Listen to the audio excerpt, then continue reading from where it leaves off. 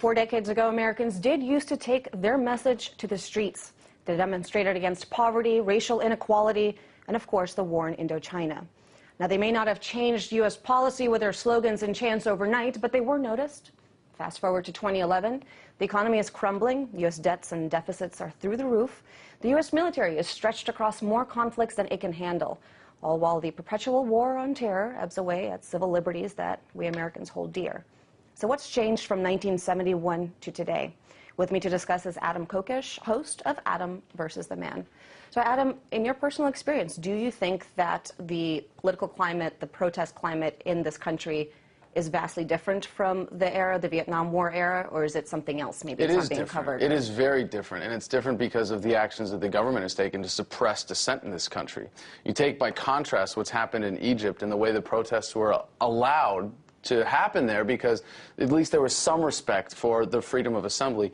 Here in the United States, you don't have that. Right, okay, no, I mean, they did it very clumsily, but here in the United States, by contrast, we have the best repression that money can buy. We have literally the best. I mean, the tear gas that they were using in Egypt came from here. Believe me, the cops here know how to use it better than the cops in Egypt do.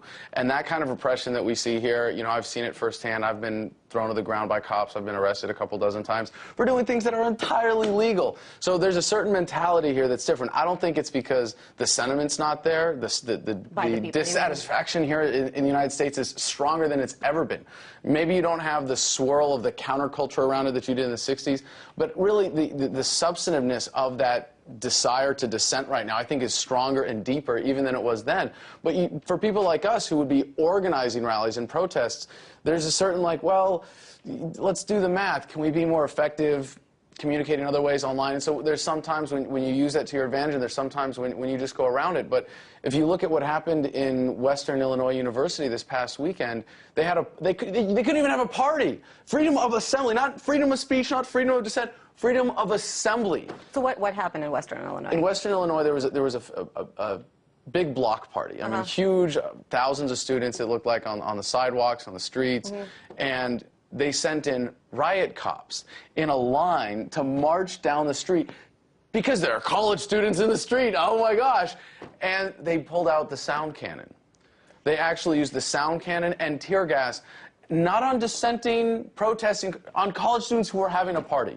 And if you can't even assemble to have a good time, what makes you think you can assemble to protest us? And that's the message that's being sent. And whether you hear it articulated or not, when people are deciding, should I go to that anti-war or that Tea Party rally this weekend, you know, that it's in there. And people go, well, I'm going to end up facing down cops, and, you know, I don't want to do that. And I think that's really put a damper on things in terms of how we express dissent in the United States, because that very powerful approach has been taken away.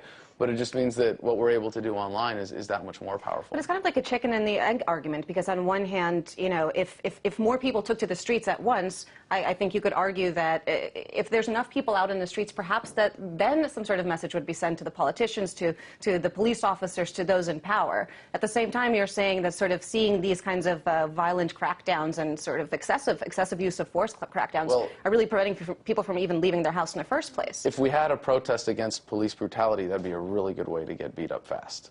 You know, I mean, that's just the reality of it. I mean, chicken and egg, which came first in terms of protest or suppressing dissent?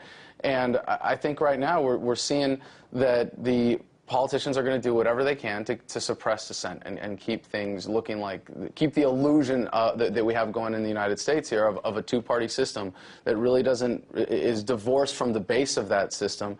And they're doing everything they can to maintain this illusion that the people are happy with their representation. But I have to ask, Adam, I mean, your personal experiences have really made you understand sort of what is wrong with this country. You are a veteran. You've experienced these kinds of suppressions.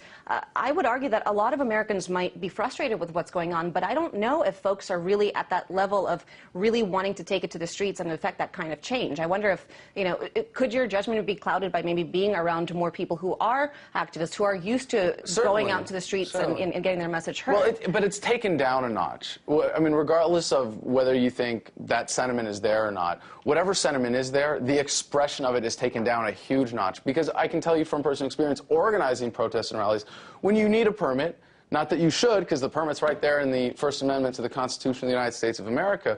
But when you need a permit to keep the police from just kicking you out of a space, like, you know, here in D.C., if you want to organize a protest or a rally on the Mall, we have, what, a dozen different law enforcement agencies in the district. You got to talk to 3 or 4 of them. You know, you got to fill out forms. You got to do all the paperwork. And then you got to, all of these hurdles that have been raised. It's not just the violent suppression. It's all of the ways that we have been corralled into free speech zones. Bureaucratic suppression by bureaucracy, so to speak.